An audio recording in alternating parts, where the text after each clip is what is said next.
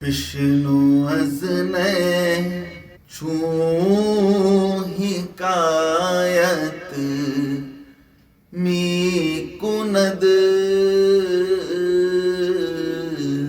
وز جدائی ها شکایت می کند.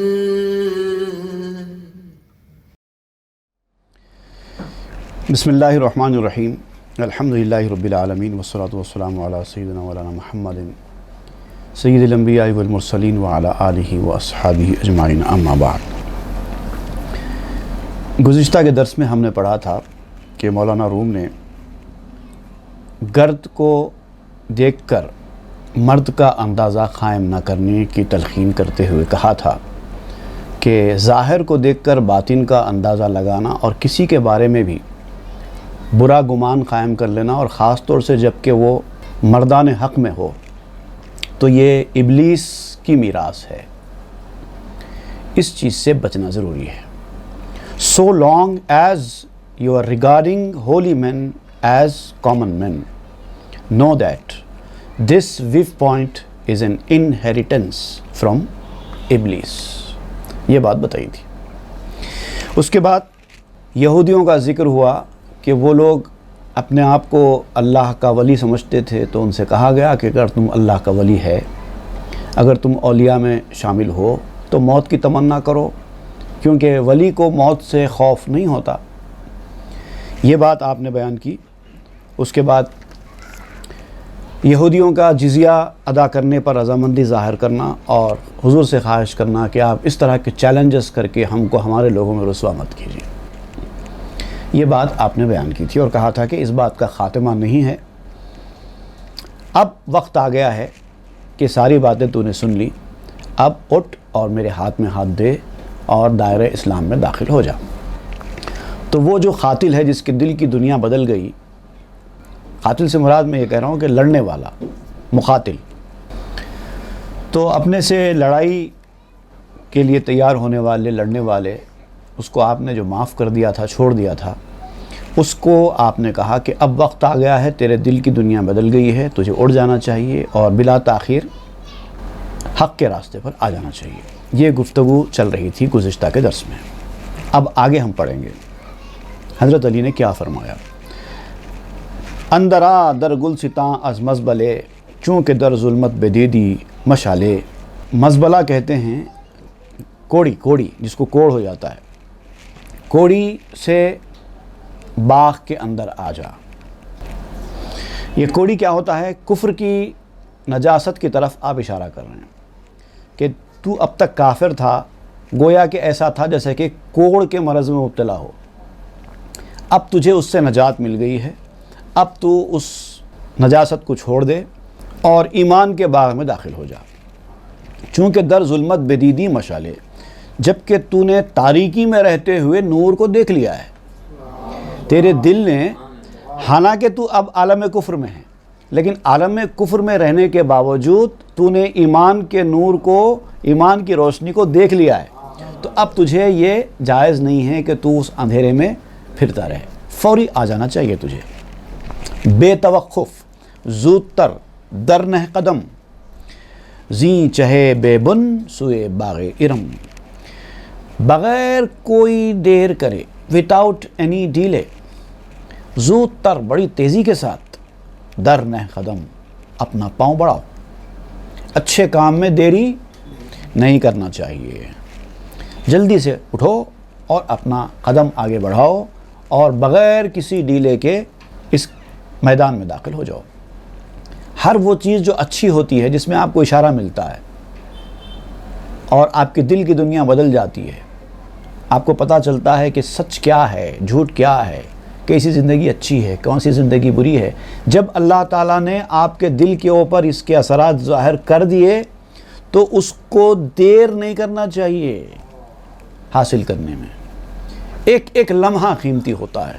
بے توقف زود تر در نہ قدم، بغیر کسی تاخیر کے، without any delay، rapidly, fastly آ جاؤ میدان میں. زی چہے بے بن سوئے باغ ارم، اس بے بن کنویں میں سے نکل جا. بے بن سے مطلب جس کی تل نہ ہو. اس سے پہلے بھی ہم نے پڑھا تھا. عطا جس کی کوئی تل نہ ہو. اینڈلیس ڈیپتھ جس کی بہت زیادہ ہوتی ہے اس کو کہتے ہیں. تو اب تک تو اس کنویں میں تھا, اب وہاں سے نکل سوئے باغ ارم آ جا. باغ ارم جنت کا نام ہے. اس کنویں میں سے نکل اور جنت کے راستے پر آ جا. ہم نبردش گفت از بہر خدا شرح کن ایرا و بپ زیرم حلا. اب اس نے کہا حضرت علی سے, میں نے آپ سے ایک سوال کیا تھا کہ آپ نے مجھے کیوں معاف کر دیا, کیوں چھوڑ دیا. آپ نے بڑی کام کی باتیں تو بتائی, میری دل کی دنیا تو بدل گئی, میں آپ کو اب بہت بڑا مانتا ہوں, صحیح ہے, لیکن آپ نے بتایا نہیں ہے کہ آپ نے مجھے ایسے وقت پہ کیوں چھوڑ دیا. اس کی تفصیل چاہیے مجھے. ہم نبردش گفت از بہر خدا شرح کن ایراؤ بب زیرم بھلا. مجھے اس کی تفصیل بتائیے اور پھر اس کے بعد مجھے اپنی غلامی میں قبول کر لیجئے. میں تیار ہوں, میرا دل آپ کی غلامی میں آنے کے لیے اس وقت بالکل تیار ہے. تو اب حضرت علی رضی اللہ تعالیٰ عنہ اس آدمی سے فرماتے ہیں کہ جب تو نے میرے منہ پر تھوکا تو میرا غصہ بھڑکا تھا.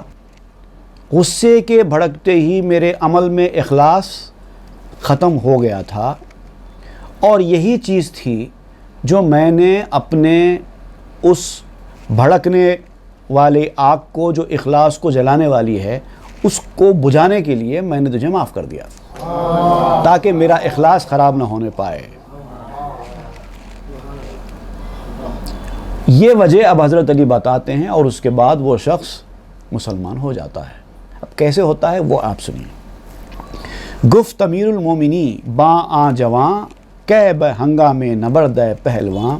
امیر المومنین نے اس جوان سے فرمایا کہ اے پہلوان, مقابلے کے وقت جب مقابلہ ہوا تھا تیرا اور میرا, اس وقت چوں خدو انداختی بر روئے من نفس جنبید و تباہ شد خوئے من. جب تو نے میرے منہ پر تھوکا تھا تو میرے نفس کے اندر, میرے ایگو میں ایک اشتعال پیدا ہوا تھا, ایک آگ بھڑکی تھی, اور میری جو عادت ہے وہ تھوڑی دیر کے لیے بگڑ گئی. تباہ شد خوئے من, جو میری مزاج ہے وہ مزاج میں تبدیلی پیدا ہو گئی. جیسے کوئی انسان کے اندر سے ایک غصے کی آگ بھڑک اٹھتی ہے تو تھوڑی دیر کے لیے اس کی مزاج میں تبدیلی پیدا ہوتی ہے, اور جو جتنا زیادہ اچھا ہوتا ہے وہ فوری اس سے فوری ہینڈل کر لیتا ہے اور جلدی اپنے پرانے کنڈیشن میں واپس آ جاتا ہے. اب حضرت علی کے پاس یہ سیکنڈز کی بات تھی, سیکنڈز میں آپ چینج ہو گئے. کوئی آدھے گھنٹے کے بعد ہوتا ہے, کوئی 1 گھنٹے کے بعد ہوتا ہے, کوئی 1 دن کے بعد ہوتا ہے, کوئی چند دن کے بعد ہوتا ہے. اور جو بدبخت اور بدنصیب قسم کے لوگ ہوتے ہیں وہ تو زندگی بھر اس کو لگائے رکھتے ہیں, دشمنیاں صدیوں تک چلتی ہیں. بلکہ بعض مکار قسم کے لوگ ایسے ہوتے ہیں, ان کے بعد ان کی نسلیں بھی اس دشمنی کو آگے بڑھاتی ہیں. یہ باطنی خباثت کے اثرات ہیں. یہاں تو چند سیکنڈز کی بات تھی. نیم بہر حق شدو نیم ہوا شرک اندر کار حق نبود روا. تو آپ نے فرمایا کہ جہاد میں اللہ کے لیے کر رہا تھا, اور اب یہ صورتحال ہو گئی کہ پہلے میں تجھ سے مقابلہ کر رہا تھا اللہ کے دین کے لیے, اب تو نے میرے منہ پر تھوکا تو اب اس کے اندر میرا نفس شامل ہو گیا کیونکہ اس کو بھی غصہ آ گیا. تو اب میرا جہاد آدھا اللہ کے لیے ہو گیا, آدھا نفس کے لیے ہو گیا. نیم بہر حق شد اور نیم ہوا, آدھا خواہشات کے لیے ہو گیا, آدھا حق کے لیے ہو گیا. شرکت اندر کار حق نبود روا. حق کے کام میں شراکت داری, پارٹنرشپ جائز نہیں ہے. یا تو پورا حق کے لیے ہو یا تو پورا باطل کے لیے, پورا نفس کے لیے ہو. آدھا کام نفس کے لیے, آدھا کام حق کے لیے, یہ شرکت ہے, پارٹنرشپ ہے. اور اللہ تعالیٰ کے ساتھ پارٹنرشپ کی کوئی گنجائش نہیں ہے.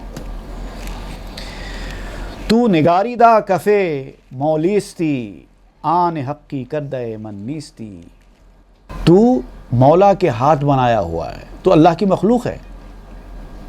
میرا خیال اب چونکہ اللہ کی طرف میرا ذہن جا چکا ہے, میری توجہ اللہ کی طرف منتقل ہو گئی ہے, تو میرے ذہن میں یہ بات آ رہی ہے کہ تو بھی اللہ کا بنایا ہوا ہے، اللہ کی مخلوق ہے، اور تو اللہ کا مملوک ہے، اللہ کے کنٹرول میں ہے، تجھے معاف کرنا، سزا دینا یہ بھی اللہ کے ہاتھ میں ہے۔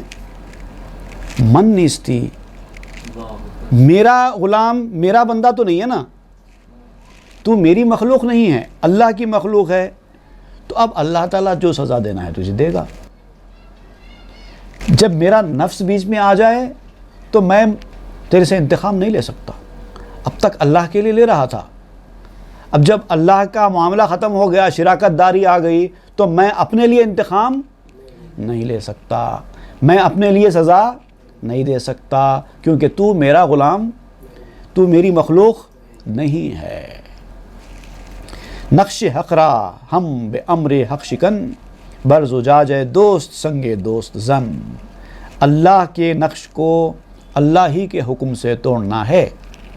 یہ جو نقش ہے تیرا اللہ کا بنایا ہوا ہے، یہ آنکھ، ناک، منہ، ہاتھ، تیری جان سب اللہ نے بنائی ہے، اب اس کو توڑنا بھی ہے تو اللہ کے حکم سے توڑنا ہے، نہیں تو نہیں توڑ سکتے۔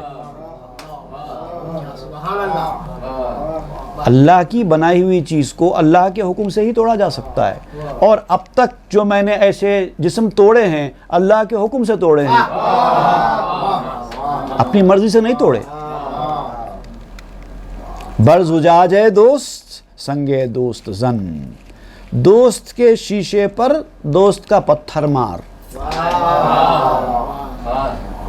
شیشہ کسی اور کا، پتھر کسی اور کا، ایسا نہیں ہو سکتا۔ گبر این بشنید و نور شد پدید، در دل او تاک زنارش برید۔ تو اس کافر نے یہ بات سنی، حضرت علی کی یہ باتیں، اب تک تو وہ کافر ہے نا، اس کافر نے یہ بات سنی، تو یہ بات کے سنتے ہی جیسے یہ باتیں اس کے کان کے اندر پہنچی، ایک نور ظاہر ہوا۔ در دل او، اس کے دل کے اندر، تاکہ زنارش برید، تاکہ اس کا جو زنار ہے، ایک کافروں کے گلے میں ایک زنار ہوتا ہے جو ان کے کفر کی ایک علامت ہوتی ہے، جیسے مسلمانوں کے پاس ایک علامت کے طور پہ تسبیح ہوتی ہے، ویسے کافروں کے گلے میں ایک زنار ہوتا ہے، بت پرستوں کی ایک نشانی کے طور پر، وہ اس کا زنار تھا۔ زنار سے مراد اس کا کفر لیا جا رہا ہے۔ تو جیسے ہی دل کے اندر وہ ایک نور چمکا ایمان کا، اس نے اپنے گلے سے زنار اٹھا کر پھینک دیا۔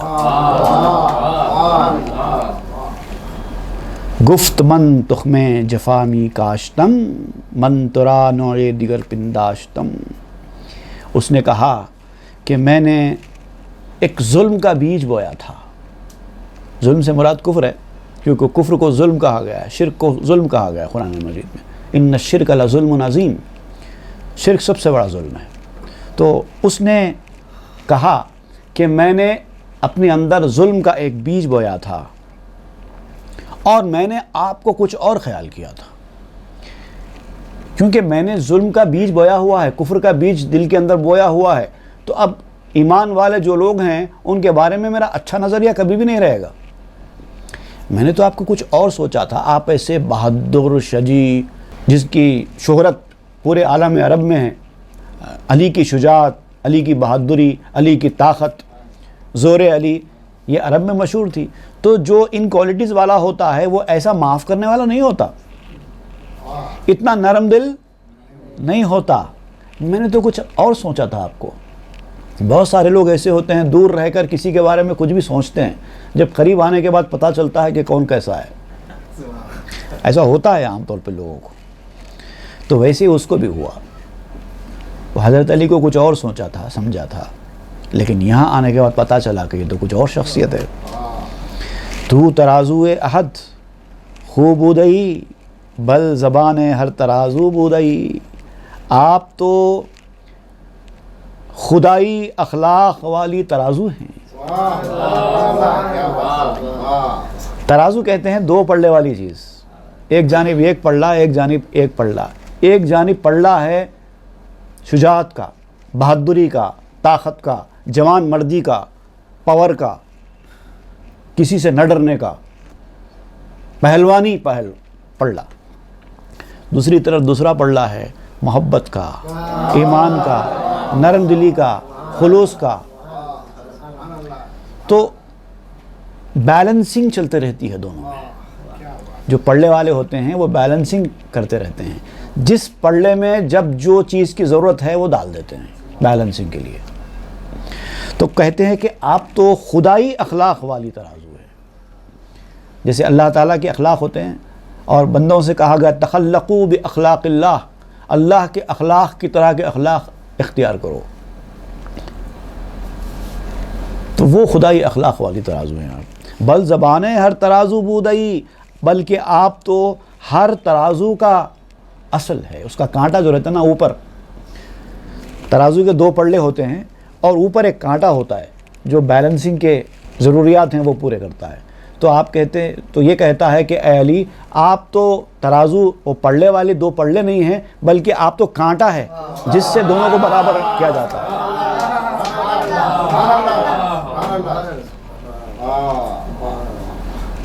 تو تبارو اصل خیشم بودائے، تو فروغ شمع کیشم بودائے. اب مجھے پتا چلا ہے کہ آپ تو میری اصل ہیں، آپ تو اصل میرا خاندان ہے. میں تو خاندان ان لوگوں کو سمجھتا رہا ہوں کہ جن کا خونی رشتہ ہے میرے ساتھ. میرے ماں باپ، میرے بھائی بہن، میرے چچا، پھوپھو، خالہ، بہن بھائی، یہ وہ جن سے میرا خونی رشتہ جم گیا ہے، یا پھر نسبی رشتہ ہو یا حسبی رشتہ ہو، کسی بھی قسم کا رشتہ ہو، جن سے میرا رشتہ جمع ہے، میں سمجھتا ہوں کہ وہ میرے خاندان والے ہیں. لیکن پتہ چلا آپ سے ملنے کے بعد کہ اصل خاندان تو آپ ہیں میرا. نہ میری پھوپھو میرے خاندان والے ہیں، نہ میری چچی میرے خاندان والے ہیں. اصل میرے خاندان والے تو آپ ہیں. تو فروغ شمع کی شمبودائے، آپ میرے مذہب کی شمع کا نور آپ ہیں. You are the radiance of the candle of my religion. من غلام آ چراغ شمع خو کہ چراغت روشنی پذرفت زو. میں شمع خو، شمع کی کوالٹیز رکھنے والے چراغ کا غلام ہوں. آپ کا جو چراغ ہے وہ ایک شمع کی کوالٹیز رکھنے والا ہے جو روشنی بکھیرتا ہے. ایک نسخے میں چشم خو بھی کہا گیا ہے. من غلام آ چراغ چشم خو. چشم خو کہتے ہیں آئی سیکنگ لیمپ. شمع، چراغ چشم خو، آئی سیکنگ لیمپ. تو میں آپ کے اس آئی سیکنگ لیمپ کا غلام ہوں، اور اس آئی سیکنگ لیمپ کا غلام ہوں جس کے لیمپ کے سے، یعنی آپ کا لیمپ جس لیمپ سے روشن ہوا ہے. مطلب ایک چراغ دوسرے چراغ سے جلتا ہے نا. جب ایک چراغ ہوتا ہے تو اس کی جو لو رہتی ہے وہ نہیں ہوتی. اس کے بعد اس کی لو کو کسی اور آگ کی لو سے ملا کر لیا جاتا ہے. تو آپ کے اندر جو چراغ جلا ہے، جو روشنی آپ کی ہے، وہ کسی چراغ سے آئی ہے. میں اس چراغ کا غلام ہو گیا.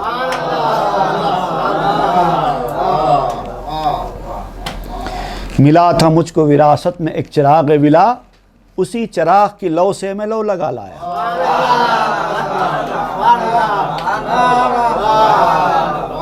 خدائے پاک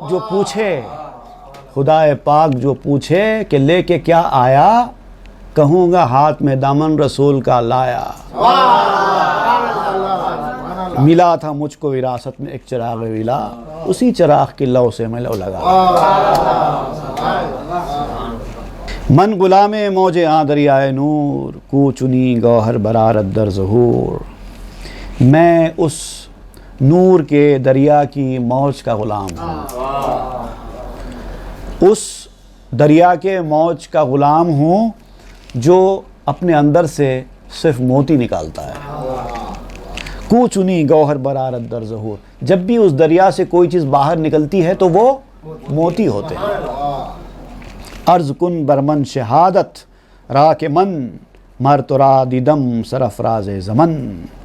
اب آپ میرے سامنے کلمہ شہادت پیش کیجئے جس کو میں پڑھ کر دائرہ اسلام میں داخل ہو سکوں. عرض کن برمن شہادت را کہ من، مر تو را دیدم سرفراز زمن. اس لیے کہ اس وقت میری یہ کیفیت ہے کہ میں اس وقت آپ کو سارے زمانے میں سب سے بہتر سمجھتا ہوں۔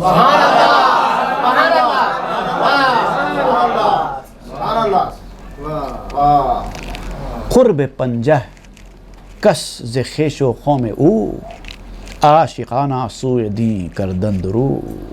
اب یہ جو اسلام لانے والا یہ اکیلا نہیں تھا، آپ کہتے ہیں کہ قرب پنجہ، قرب پنجہ کے پنجہ کہتے ہیں فارسی میں 50 کو، قرب پنجہ یعنی تقریباً 50، قرب پنجہ کس، کس مطلب پرسنز، قرب پنجہ کس ز خیش و قوم او، اس کے خاندان اور اس کی قوم میں سے تقریباً 50 آدمیوں نے عاشقانہ سوئے دین کردند رو، دین کے طرف عاشقانہ والہانہ طور پر دیوانے وار دین کے جانب آ گئے۔ او بتیغ حلم چندی حلق را، وا خرید از تیغ چندی خلق را۔ تو علی نے بردباری کی تلوار چلائی، حلم اور بردباری، محبت و خلوص، تحمل، صبر، برداشت، لوگوں کی برائیوں کو دیکھنے سننے کے بعد بھی کوئی آپ کی طبیعت میں تغیر چینج نہیں آنا، نارمل بیٹھ کے سننا، اچھا ایسا ہے، بری سے بری بات بھی سن رہے ہیں، بالکل نارمل ہو کے سن رہے ہیں، اس کو کہتے ہیں حلم۔ کوئی آدمی آپ کے ساتھ بدتمیزی کر رہا ہے، اس کو بھی صبر کا گھونٹ پی کے برداشت کر رہے ہیں۔ کوئی ناموافق چیز آپ کے ساتھ ہو گئی ہے، اس کو بھی صبر کے گھونٹ کے ساتھ برداشت کر رہے ہیں، اس کو کہتے ہیں حلم۔ اور یہ اللہ تعالیٰ کی صفت ہے، بندوں کے گناہوں کو، نافرمانیوں کو اللہ تعالیٰ سب کچھ دیکھ کر بھی ان کو چھوڑ دیتا ہے، ورنہ چاہے تو اللہ تعالیٰ جبھی دبوچ لے، لیکن اللہ تعالیٰ نہیں کرتا، چھوڑتا ہے، تھوڑا وقت دیتا ہے، اسی کو کہتے ہیں حلم۔ تو اب یہاں کہہ رہے ہیں کہ حضرت علی کے پاس جو تلوار تھی وہ حلم کی تلوار تھی، اور آپ نے حلم کی تلوار چلائی اور لوگوں کو دوسری تلواروں سے بچایا جو گردنیں کاٹنے والی ہیں، ان کے گردنوں کو بچایا دیگر تلواروں سے، ظلم کی تلواروں سے۔ تیغ حلم از تیغ آہن تیزتر، بلز صد لشکر ظفر انگیزتر۔ یہ جو بردباری کی تلوار ہوتی ہے، حلم کی تلوار ہوتی ہے، یہ لوہے کی تلوار سے زیادہ بھی تیز ہوتی ہے۔ پیار محبت سے لوگوں کے دل جیتے جاتے ہیں، تلواروں سے کبھی دل نہیں جیتے جاتے۔ تسخیری عملیات کر کے لوگ دوسروں کو اپنا شیدا اور گرویدہ بناتے ہیں۔ تو میں کہتا ہوں کہ میٹھے بول، اچھے اخلاق سے بڑھ کے کوئی تسخیری عمل نہیں ہے، اس سے لوگوں کو گرویدہ بنانا ہے تو لاکھ تسخیری عمل ہو پر اثر، ثمرے شیریں بیانی اور ہے۔